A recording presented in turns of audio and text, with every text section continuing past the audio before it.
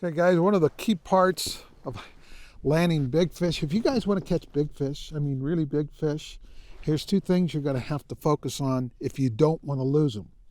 When you set your hook relative to how strong rod tip you have there, and you're not using too light a tippet, we always lose fish in two places. When we set the hook and as we get the net in, we're ready to net them. When they see you or they see the net, you know they're going to go that way. When they go that way, they put a lot of stress because you have only a little bit of line, so a lot of stress goes on your tippet. That's why you guys, if you're going to trophy fish and want to catch those fish 5 pounds or better, 4 pounds or better, you're not going to do it with 4X very often. You might get away with it once in a while, but because of the rods are so powerful today and that graphite, that modulus is so stiff, you can't use light tippets and get away with it. So here's what I'm talking about. When you hook a fish, no matter where it is or how big it is, once you get that fish hooked, how do you get him in? 2 ways to do it. You can put him on a reel and reel him up like this. What if that fish runs at you? He's going to create so much slack, you can't possibly crank that thing fast enough. I know this tradition, probably the way you've learned when you started.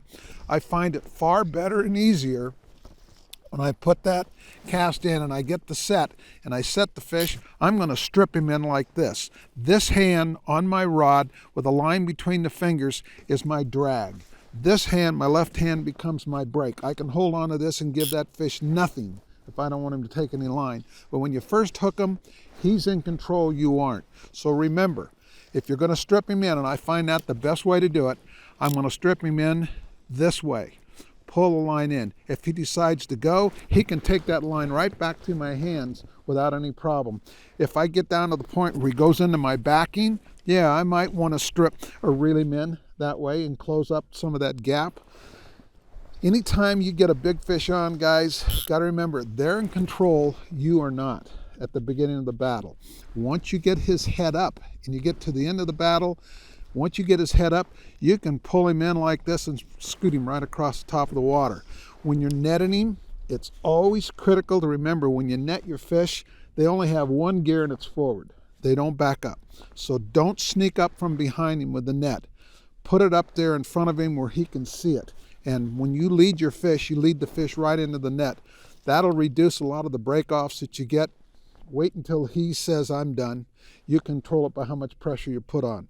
But the next time you hook that big one, whether you put him on the reel or you strip him, let's see which way works best for you. If you haven't tried stripping him, try it. I think you'll like it.